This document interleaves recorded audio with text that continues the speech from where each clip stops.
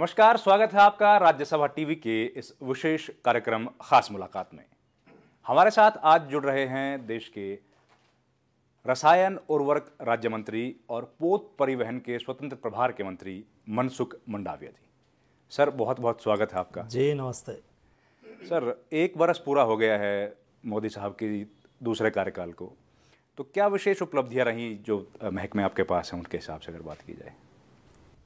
मोदी जी का second term का 1 वर्ष पूर्ण हुआ है, मतलब मोदी 2 का 1 वर्ष पूर्ण हुआ है।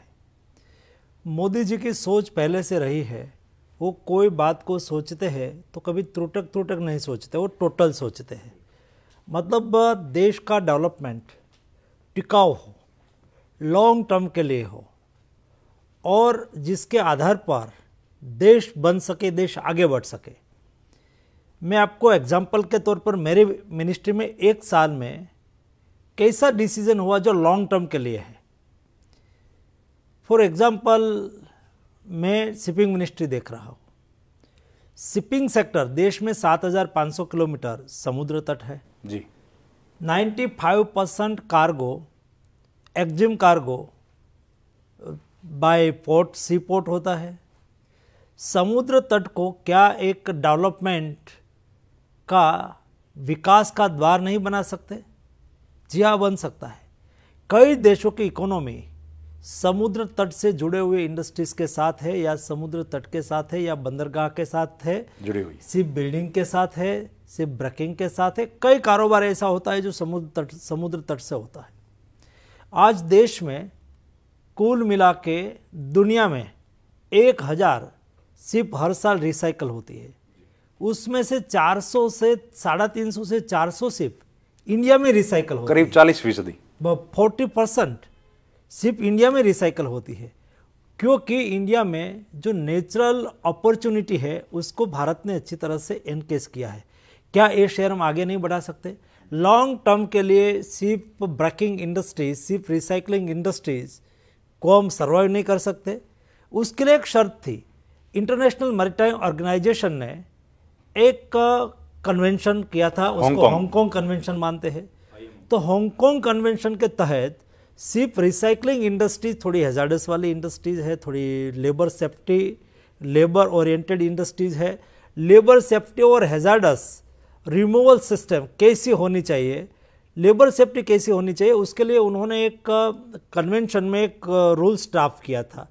जो देश उसको एक्सेप्ट करेंगे वहाँ दुनिया की कई शिपिंग लाइन जाए, ये स्वाभाविक था। हमने दुनिया में ये प्रायोरिटी बेस पर हांगकांग शिप रिसाइकलिंग बिल को पास करके हांगकांग कन्वेंशन को रेटिफाई कर दिया। उसका फायदा ये हुआ, मर्क्स जैसी वर्ल्ड की बिग शिपिंग लाइन वो इंडिया में अपने शिप को रिसाइकलिंग के लिए नहीं बेचती थी, अभी उन्होंने बेचना शुरू कर दिया। शिप रिसाइकलिंग इंडस्ट्रीज से number of downstream industries develop होती है। फर्नीचर, आज आप अलंग जाके देखो, वहाँ 15 किलोमीटर शिप में से निकला हुआ फर्नीचर बिकता है। देश में आज कोई एक भी सिटी ऐसा नहीं है कि वहाँ अलंग से निकला हुआ फर्नीचर ना बिकता हो। अलंग की दुकान ऐसा करके लिखा हुआ होता है, अलंग का फर्नीचर ऐसा करके लिखा हो, उसमें से स्टील निकलता है। स्टील रिसाइकलिंग इंडस्ट्रीज, देश की रिक्वायरमेंट का 8% स्टील हमें रिसाइकलिंग इंडस्ट्री से मिलता है। इको फ्रेंडली स्टील मिलता है, क्योंकि 1 टन कोयला, 1 टन स्टील के लिए 20 टन कोयला जलाया जाता है, तब 1 टन स्टील मिलता है। वो डायरेक्ट मिलता है, तो देश के लिए अच्छा है। दूसरा, उसमें से इलेक्ट्रिकल स्पेयर पार्ट निकलता है, कई ऐसी चीज़ निकलती है जो डाउनस्ट्रीम इंडस्ट्रीज को प्रोत्साहित करती है। तो हमने देश के डेवलपमेंट के लिए उसकी एक महत्वपूर्ण भूमिका है, इसलिए सिर्फ रिसाइकलिंग बिल को पारित किया। ऐसा ही हमने गंगा, एक महत्वपूर्ण इनलैंड वाटरवेज 1 है, इनलैंड वाटरवेज 2 है, उसके ऊपर हमने अर्थ गंगा का विजन एनलार्ज किया है। अगले दिनों में देश के सामने आएंगे और देश में पोर्ट लेड इंडस्ट्रियलाइजेशन बढ़े, उसके लिए हमने कई इनिशिएटिव लिया है जो लॉन्ग टर्म के लिए देश के समुद्र तट को समृद्ध करेंगे। लेकिन सबसे अहम जो आज चुनौती है सर, वो पिछले 6 साल में हमने देखी नहीं, मानव जाति ने आज तक देखी नहीं, कोविड की जो एक भयंकर तकलीफ जो है हिंदुस्तान के साथ साथ पूरे विश्व को झेलनी पड़ रही है, उसमें आपका महकमा क्योंकि बहुत महत्वपूर्ण है, जिसके पास सैनिटाइजर, मास्क, इस तरह की चीज़ों का दाम ना बढ़े, और अभी जो स्थिति है उससे लगता है देख के कि आने वाले 4-5 महीने तक भी या उससे ज़्यादा वक्त भी यहाँ की जनता को इस बीमारी से जूझना पड़ सकता है। ऐसे में आप कैसे इंश्योर करेंगे कि जो ज़रूरी चीज़ें हैं कोविड से लड़ने के लिए, चाहे वो दवाई है या सैनिटाइजर्स है या मास्क, उसका दाम नहीं बढ़ेगा, उसकी कालाबाजारी को रोका जाएगा? मैं आपको बताऊं,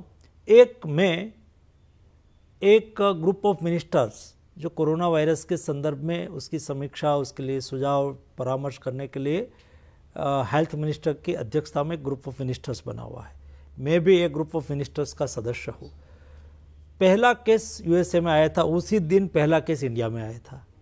जिस गति से यूएसए में कोरोना वायरस की महामारी बढ़ी, इस गति से जो इंडिया में बढ़ जाए तो उस वक्त इंडिया में नहीं पूरे पीपीई किट थी, नई टेस्टिंग लैब थी, टेस्ट करने के लिए किट चाहिए थी वो भी नहीं थी, देश के पास आवश्यकता के अनुसार मास्क नहीं थे, बेड नहीं थे। ऐसी स्थिति में जो ये महामारी यहाँ स्पीड से फैले तो देश में बहुत दिक्कत हो जाए। लेकिन मोदी जी एक विजनरी प्रधानमंत्री है, उन्होंने देखा और मोदी जी ने समय से 24 मार्च को देश में लॉकडाउन कर दिया।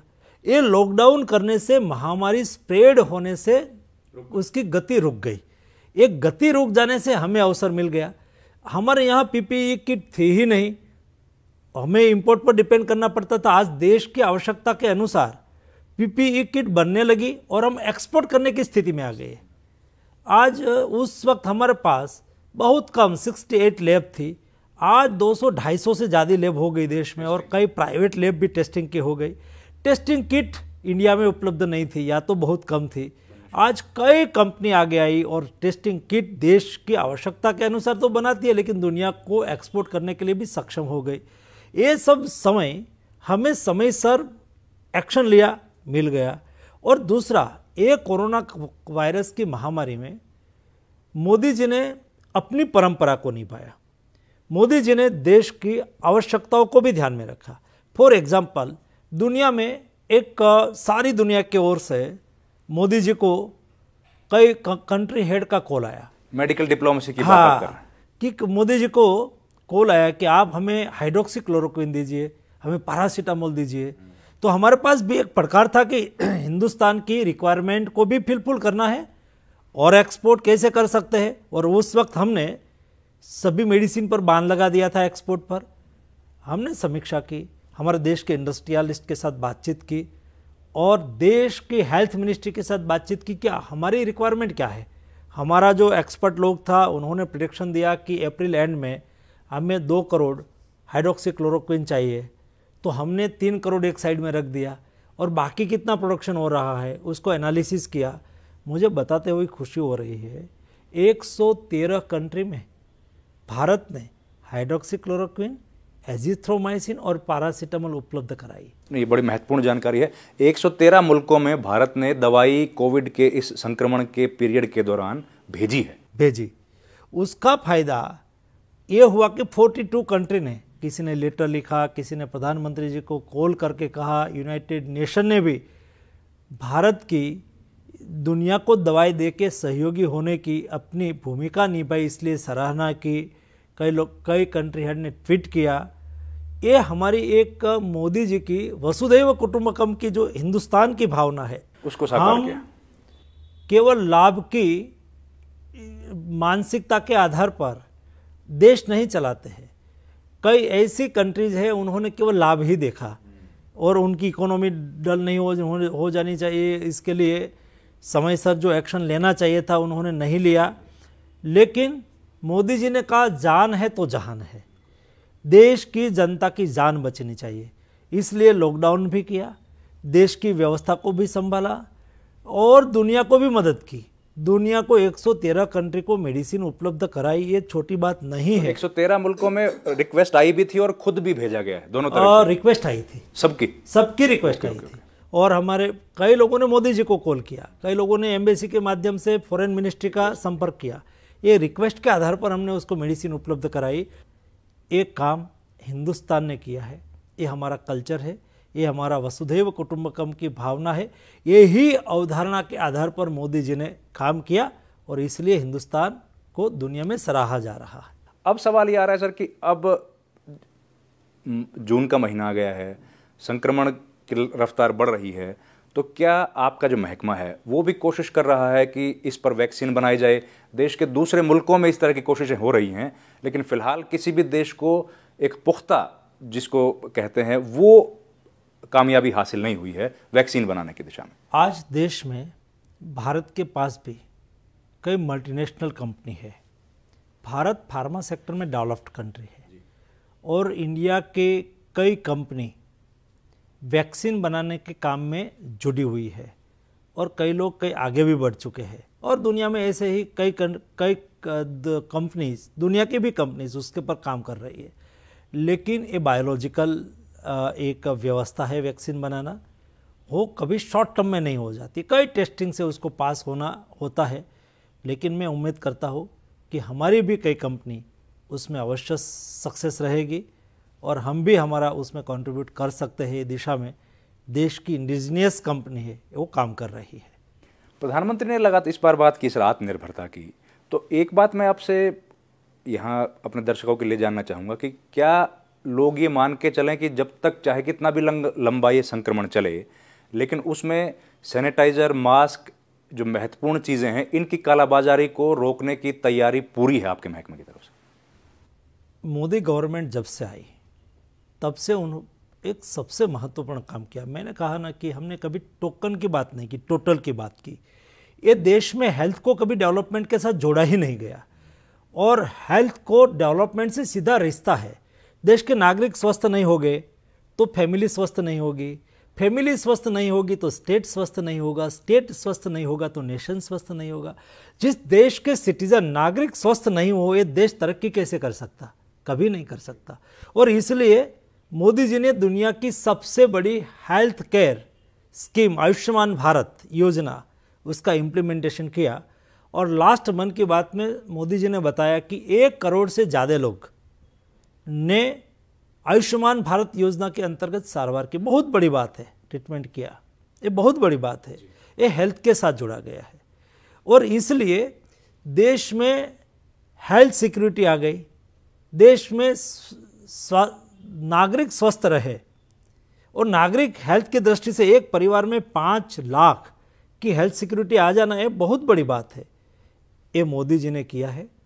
और जब हमारी सरकार बनी उसके पहले 560 मेडिसिन एसेंशियल मेडिसिन लिस्ट में थी, NLM में थी। वो आज 1000 से ज़्यादा फॉर्मुलेशन एसेंशियल मेडिसिन लिस्ट में है, जिसका प्राइस कंट्रोल किया गया है।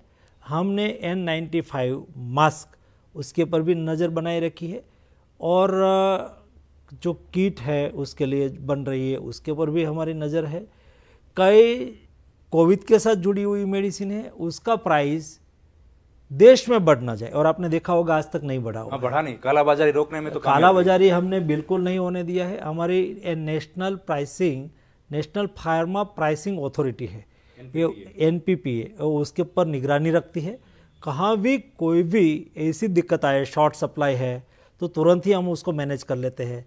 शॉर्ट सप्लाई है तो क्या, कहाँ प्रोडक्शन हो रहा है, कहाँ शॉर्ट सप्लाई है, तुरंत ही हम डिस्ट्रीब्यूटर को बोलते हैं कि वहाँ सप्लाई कीजिए। आपने देखो हाइड्रोक्सीक्लोरोक्विन देश में कमी नहीं, कहाँ भी आपने शिकायत नहीं देखी होगी। आपने एजिथ्रोमाइसिन शिकायत नहीं देखी होगी, पैरासीटामोल की शिकायत नहीं देखी होगी। आज N95 मास्क भी उपलब्ध हो रहा है, PPE किट भी उपलब्ध हो रही है, हर चीज़। और किसी की कालाबाजारी का कहाँ भी आपने देखा नहीं है, हमने नहीं होने दिया है। लेकिन कालाबाजारी तो नहीं हो रही है सर, लेकिन अभी कोविड का जो इलाज है वो तो करीब 15 दिन से ज़्यादा तक चल जाता है जो बीमार है। ऐसी स्थिति में दवाई का खर्चा बहुत होता है। आप लोगों ने जन औषधि केंद्र की शुरुआत की, दवाइयाँ ली, तो जेनरिक मेडिसिन से भी आप लोग कोशिश कर रहे हैं कि कोविड के जो पेशेंट्स हैं उनको इनका इलाज किया जाए और उनका खर्चा जो हो रहा है वो कम किया जाए। जिस दिन से देश में लॉकडाउन लगा उस ही दिन से हमने देश में हमारा 3000 कुल मिला के 6300 जन औषधि स्टोर है। सभी जन औषधि स्टोर को अलर्ट कर दिया। सभी जन औषधि स्टोर के ओनर को हमने कोरोना वॉरियर्स के रूप में काम करने के लिए कहा और सब लोगों ने किया। अपनी अपनी दुकान को शुरू रखा, फार्मेसी को शुरू रखा, जन औषधि स्टोर को शुरू रखा। लोगों को कहाँ भी हमने हाइड्रोक्सी क्लोरोक्विन भी वहाँ उपलब्ध रखी, एजिथ्रोमाइसिन भी उपलब्ध रखी। जो कोरोना ट्रीटमेंट के लिए आवश्यक मेडिसिन थी वो हमारे स्टोर पर उपलब्ध थी। एक दूसरा, हमारे जन औषधि स्टोर के संचालक वो घर घर जाके पहुँचे। कई एजेड लोग थे जिसको मेडिसिन की आवश्यकता थी, उसका कॉल आने से वो उनके घर में जाके पहुंचाते थे। और हाईएस्ट हर महीने जो हमारा सेल होता है उसमें से हाईएस्ट सेल ये लॉकडाउन के दरमियान हुआ। ये दिखाता है कि बड़ी जिम्मेवारी के साथ हमारे जन औषधि स्टोर के ओनर, और मेरा ये मॉडल 100% PPP मॉडल है। मैं उसको मेडिसिन सप्लाई करता हूँ, उसके साथ उसको कई रूल्स रेगुलेशन को फॉलो करना है। और वो प्राइवेट लोग चलाते हैं, मैं उसको 20% कमीशन देता हूँ और 20% कमीशन से उसका गुजारा चलता है। तो एक सेवा भी और दाम भी, अपना आजीविका भी, इस विन विन सिचुएशन से जन औषधि स्टोर चलता है। आपने देखा होगा देश में एक सक्सेसफुल मॉडल के रूप में जन औषधि स्टोर चल रहे हैं। और कोरोना वायरस की क्राइसिस में उम्मीदों के साथ, मेहनत के साथ मेरे जन औषधि स्टोर गरीब और सीनियर सिटीजन के लिए खड़े रहे। पर सर, अब चुनौती एक और आ गई है कि कोरोना का संक्रमण जब फैला है तो लंबे समय तक लॉकडाउन करना पड़ा। अब लॉकडाउन की अवधि क्योंकि लंबी खींच गई और हम धीरे धीरे मॉनसून के नज़दीक पहुंच गए। अब मॉनसून का वक्त है खरीफ की फसल का। ऐसे में जो किसान है, आप लोगों ने शुरुआत की थी, मोदी जी की सरकार जब पहली बार आई तो नीम कोटेड यूरिया की, वो बड़ी पॉपुलर हुई। तो इस बार क्या यूरिया की कमी हो सकती है लॉकडाउन की वजह से, या आप लोगों ने उस दिशा में पहले ही सकारात्मक कदम उठा लिए हैं? उसमें ऐसा है, देश में कुल मिला के हमारा 12 प्लांट है जो यूरिया फर्टिलाइज़र बनाता है। 240 से 250 लाख मैट्रिक टन यूरिया देश में बनता है। 300-325 लाख मैट्रिक टन यूरिया का कंजप्शन है, बाकी का यूरिया हम इंपोर्ट कर लेते हैं 60-70 लाख मैट्रिक टन। और देश में ये एसेंशियल कमोडिटीज़ है, क्योंकि टाइम पर फसल को फर्टिलाइज़र नहीं मिलेगा तो प्रोडक्शन पर नेगेटिव इफेक्ट आ सकती है। इसलिए यूरिया प्लांट को हमने एसेंशियल एक्टिविटी में तुरंत ही डलवा दिया। और केवल 2 प्लांट शॉर्ट टर्म के लिए 15 डेज के लिए शट डाउन हुए थे, उसमें उन्होंने अपना रिनोवेशन कर लिया। तुरंत ही मेरा सभी प्लांट फुल फ्लेज से प्रोडक्शन कर रहा है। दूसरा, हम असेसमेंट करते हैं और हर स्टेट से खरीफ में उसकी रिक्वायरमेंट क्या है, मंथ वाइज रिक्वायरमेंट क्या है, उसके स्टेट से हम मंगवाते हैं। और स्टेट से आ जाती है रिक्वायरमेंट, उसके आधार पर हम सप्लाई प्लान बनाते हैं और देश के प्रोडक्शन के अलावा कितना इंपोर्ट करना है वो भी एनालिसिस कर लेते हैं। आपने देखा होगा लास्ट 6 ईयर में कभी किसान को काला बाजारी से यूरिया लेने की आवश्यकता नहीं हुई है। कभी किसी को लंबी लाइन में खड़ा रह के हल्ला हो करके या तो लोगों को एजिटेशन करना पड़ा हो फर्टिलाइज़र को लेके, ऐसा नहीं हुआ है। ये हमारी जिम्मेवारी है। हम बहुत समझ सोच के साथ व्यवस्था करते हैं, प्लानिंग करते हैं और प्लानिंग के आधार पर किसान को फर्टिलाइज़र पहुंचाते हैं। इसलिए कोविड का क्राइसिस में भी हम खरीफ में किसानों को फर्टिलाइज़र की कोई कमी नहीं रहने देंगे। सब व्यवस्था हमने कर ली है। तो आपका जो मेन महकमा है शिपिंग का, आपको क्या लगता है उसमें क्या क्या रिफॉर्म्स आप लेके आए? आप पिछली बार भी पिछली सरकार में भी मंत्री आपके पास यही पद था, इस बार आपको स्वतंत्र प्रभार दिया गया है।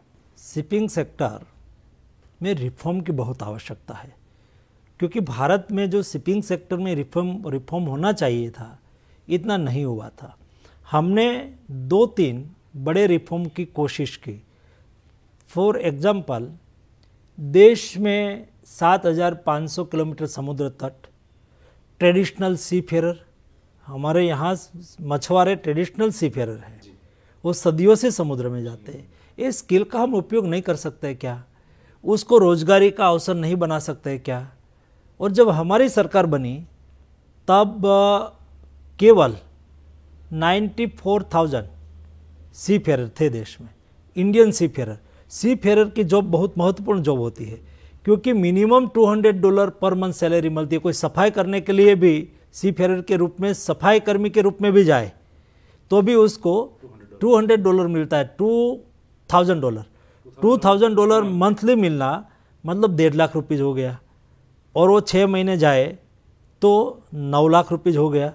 6 महीने घरे रहे और 6 महीने समुद्र में सीफेरर के रूप में जाए, तो एक महत्वपूर्ण अपॉर्चुनिटी है। उसमें टेक्नीशियन होता है, उसमें इंजीनियर होता है, उसमें कैप्टन होता है, कई प्रकार के लोग सीफेरर के रूप में काम कर सकते हैं। लेकिन छोटा सा फिलीपींस, उसका 6 लाख सीफेरर हो और इतना बड़ा हिंदुस्तान, उसका 94,000 सीफेरर हो, क्या वजह है? क्यों हम सीफेरर का श्रेय नहीं बढ़ा सकते? क्या हम इंटरनेशनल स्टैंडर्ड की ट्रेनिंग इंडिया में नहीं दे सकते? क्या हम एग्जामिनेशन में रिफॉर्म नहीं कर सकते? क्या हम यूनिक आईडी कार्ड उसको नहीं दे सकते? हमने ये सब करना शुरू किया, दुनिया में हिंदुस्तान की शाख बढ़ी और ये बड़ा रिफॉर्म करने से आउटपुट ये निकला कि आज दुनिया में 2,40,000 इंडियन सीफेरर है। हमारा शेयर आज 10% से 50% सीफेरर में इंडिया का हो गया है। हमें उसको आगे बढ़ाना है। एक बड़ा महत्वपूर्ण रिफॉर्म किया। क्या रिफॉर्म, उस कौन सा रिफॉर्म करने की आवश्यकता होती है? तो कि हमारी ट्रेनिंग इंस्टीट्यूट है, उसको इंटरनेशनल स्टैंडर्ड की बनाना। हमारी एग्जामिनेशन सिस्टम है, वो इंटरनेशनल स्टैंडर्ड की बनाना। और सीफेरर है, उसका स्किल इन्हेंसमेंट ऐसे करना और उसको उसकी अच्छी तरह से इंग्लिश बोले, अच्छी तरह से उसका बिहेवियर हो। ये बहुत बिहेवियरल जॉब होती है। तो ये सब में हमने हमारे सीफेरर को अच्छी तरह से तैयार किया। दूसरा, इंडिया एक टूरिस्ट हब नहीं बन सकता। इंडिया में क्रूज बहुत कम आते थे, आज देश में क्रूज आना शुरू हुआ। दुनिया की बड़ी बड़ी shipping line, cruise shipping line India में आनी शुरू हुई। और देश में मुंबई, विशाखापट्टनम, गोवा, कोच्चि, कलकत्ता, वाइजैक, 6 लोकेशन पर हमने इंटरनेशनल स्टैंडर्ड का क्रूज टर्मिनल बनाया। और उसमें से 3 जगह पे बन गया, 2 जगह पे अभी बनना बाकी है। क्रूज टर्मिनल बना के क्रूज टूरिस्ट को अट्रैक्ट किया।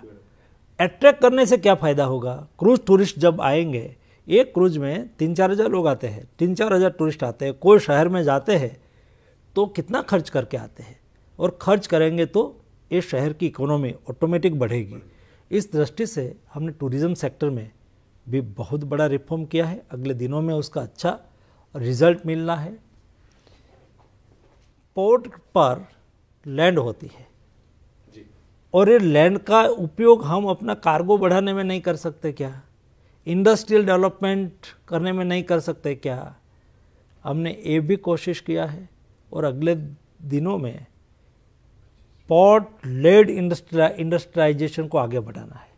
फॉर एग्जाम्पल, एक बिल भी आप लेके आने वाले हैं, पोत परिवहन बिल। पोत परिवहन बिल आज एक पार्लियामेंट में हमने इंट्रोड्यूस कर दिया है, port authority bill. Port authority bill क्या है? ये भी एक बड़ा रिफॉर्म है। हमने डिसाइड किया है कि पोर्ट अथॉरिटी बिल के माध्यम से हम पोर्ट को प्राइवेट पोर्ट के साथ कंपटीशन कर सके, इतना सशक्त करें, हम उसको कई स्वायत्ता दे, वो स्वयं डिसीजन ले सके, ऐसा बनाए। और ये रिफॉर्म के माध्यम से हम कार्गो भी बढ़ाएंगे और कंपटीशन भी बढ़ाएंगे और सक्सेस भी होंगे। इस दृष्टि से जो दुनिया में मॉडल है, ये मॉडल हम पोर्ट में अप्लाई कर रहे हैं। इसलिए हमारा पोर्ट का डेवलपमेंट और पोर्ट कार्गो का इन्हांसमेंट होगा। अच्छा, एक इम्पॉर्टेंट बात ये रह गई सर कि आपने जो रिसाइकलिंग का बिल एक पार्लियामेंट में भी पास हुआ है, उस बिल के बाद वहाँ पे कोरोना वायरस का डिजीज जब आया है, तो वो तो पूरी इंडस्ट्री जो है लेबर बेस्ड है, तो लेबर तो वापस अपने अपने घर जा रहा है भाग के। ऐसी स्थिति में उस इंडस्ट्री पे क्या बुरा असर पड़ सकता है, क्योंकि वो पूरी लेबर बेस्ड इंडस्ट्री है, दूसरा वहाँ पे हाईली पेड लेबर्स भी हैं। तो ये कैसे आप लोग समन्वय स्थापित? ये बहुत महत्वपूर्ण विषय है और आपने बहुत अच्छा प्रश्न पूछा। ये इंडस्ट्रीज़ के साथ मैंने जिस दिन लॉकडाउन हुआ उस दिन ही इंडस्ट्रीज़ के साथ मैंने बात किया कि आपके यहाँ कितना लेबर है। उन्होंने कहा स्किल एंड अनस्किल कुल मिला के 20 से 25,000 लेबर है। कहीं उड़ीसा से है, कहीं बंगाल से है, कहीं यूपी से है, अलग अलग स्टेट से है। इंडस्ट्रीज़ और प्रशासन ने साथ में मिल के सभी उसकी आवश्यकता थी ये सब फुलफिल किया और उसको कहा और उसको सैलरी दिया, तो वहाँ ही रुक गए। और जब इंडस्ट्रीज़ को उसको काम करने की छुट्टी दी गई तो वही लोग काम में लग गए। कई लोग गए भी बाद में, जब स्पेशल ट्रेन शुरू हुई तो गरीब कल्याण ट्रेन में गए भी, लेकिन ज़्यादातर रुक गए। और आज सिर्फ रिसाइकलिंग इंडस्ट्रीज़ का काम ऑलरेडी चालू हो गया। उसको समय पर सैलरी मिल जाना, उसके लिए सभी प्रोटेक्शन की व्यवस्था करना प्रशासन की ओर से भी की गई और इंडस्ट्रीज़ एसोसिएशन की ओर से भी की गई, और इसलिए हम ये इंडस्ट्रीज़ पर नेगेटिव इफेक्ट नहीं आने दिया। सर, ये जो कोरोना का संकट आया था, इसके दौरान जो शिपिंग इंडस्ट्री है उसमें आप लोगों ने कैसे काम चालू रखा? क्योंकि बहुत पेट्रोलियम प्रोडक्ट से लेके काफ़ी महत्वपूर्ण चीज़ें हैं जो इधर से उधर आती हैं, तो उसमें क्या काम आपका लगातार चालू रहा या काम लॉकडाउन के चलते बंद हो गया था? ऐसी स्थिति में हमें तुरंत ही क्लिक हुआ कि पोर्ट बंद हो जाएगा तो देश में तेल आना बंद हो जाएगा, तो देश में गाड़ी चलनी बंद हो जाएगी, सब चीज़ बंद हो जाएगी। क्योंकि एक्जिम कार्गो ज़्यादातर 95% एक्जिम कार्गो तो बाय पोर्ट से हो रहा है। हमने तुरंत ही होम मिनिस्ट्री में रिकमेंडेशन भेज के उसको एसेंशियल एक्टिविटी में इंक्लूड करवा दिया, तो दूसरे तीसरे दिन ये आ गया। पोर्ट में काम करने वाले सभी लेबर, क्योंकि ये भी एक लेबर सेंट्रिक एक्टिविटी है, उसको पोर्ट में और पोर्ट कॉलोनी में ही उसको रेशन मिल जाए, उसको खाना पीना मिल जाए, उसको पास मिल जाए, क्योंकि एक्टिविटी शुरू रखने के लिए उसको आना जाना आवश्यक होगा, और उसको सामूहिक व्यवस्था करवा दिया। इसलिए लेबर को वहाँ रखा और लोडिंग अनलोडिंग शुरू रखा। तो ऐसी स्थिति में लोडिंग अनलोडिंग एक्टिविटी चालू रही। वो ट्रांसपोर्टेशन पहले राउंड में शॉर्ट टर्म के लिए बंद था, लेकिन लोडिंग अनलोडिंग एक्टिविटी शुरू करके हमारे ही पोर्ट में जो जगह थी, ये जगह में हमने इंपोर्ट कार्गो को वहाँ रखने दिया। और जब ट्रांसपोर्टेशन शुरू हुआ तो इवैक्यूएशन स्टार्ट हो गया। एक ऐसी स्थिति आई कि उसका हमारा कार्गो लोडिंग अनलोडिंग 55% आ गया था, वो 15 दिन में ही फिर से शुरू हो गया और 60-70% और आज के दिन में फुल कैपेसिटी से स्टार्ट हो चुका है। आखिरी सवाल सर, समय खत्म हो चला है। आप रिसाइकलिंग का बहुत अहम बिल लेके आए, लेकिन आप खुद तो हैं साइकिल के सवार। मैं साइकिल के सवार हूँ, सही बात है। तो साइकिलिंग की क्या प्रेरणा है? कैसे कर सकते हैं ऐसा? आप साइकिलिंग लगातार ऐसे, अब किस तरीके से आप भी वापस रिसाइकलिंग कर रहे हैं? संसद भवन में हम देखते हैं कि पहले एक साइकिल खड़ी होती थी मनसुख मंडाविया की, अब मनसुख मंडाविया की साइकिल के साथ में करीब 8-10 साइकिलें और आ गई। हमने एक साइकिल क्लब बनाया है, और जो नए नए एमपी आते हैं तो हम जब सेंट्रल हॉल में बैठे हुए हैं तो सभी को बोलते हैं कि भाई आप भी साइकिल लेके आइए। नज़दीक निवास है किसी का तो साइकिल लेके आने से कोई दिक्कत नहीं है, आना चाहिए। तो कई लोग जुड़ते हैं, मुझे अच्छा लगता है। साइकिल मेरे लिए फैशन नहीं है, मैं बार बार कहता हूँ साइकिल मेरे लिए पैशन है। और साइकिल देखो मेरी फिटनेस ये साइकिल की वजह से ही है। साइकिल से हेल्थ अच्छी रहती है, एक्सरसाइज हो जाती है, साइकिल से पोल्यूशन नहीं होता है, तो पोल्यूशन का सलूशन मिल जाता है। एक मिनिस्टर के रूप में लोग कितने जानते हैं कितने नहीं, आई डोंट नो, बट एक साइकिल वाला सांसद इस रूप में सारे देश जानते हैं। और जहाँ मैं जाता हूँ तो कोई सिटी में या कोई स्टेट की मुलाकात करता हूँ तो वहाँ मेरे कार्यकर्ता आते हैं, गवर्नमेंट ऑफिसर्स तो आते ही है, स्वाभाविक है वो उसको, लेकिन मेरी साइकिल की टीम भी आती है। वहाँ के कोई साइकिलिस्ट ग्रुप है, ये लोग तो मुझे मिलते ही मिलते हैं। कभी मैं साइक्लोथॉन भी उसके साथ कर लेता हूँ, साइकिल की रैली भी कर लेता हूँ, तो उससे साइकिल का प्रचार प्रसार होता है। सर, हमारी शुभकामनाएं। साइकिल के माध्यम से आप युवाओं को और अपने काम के माध्यम से तमाम देश को आगे बढ़ाते रहें। थैंक यू सर, हमें समय देने के लिए धन्यवाद।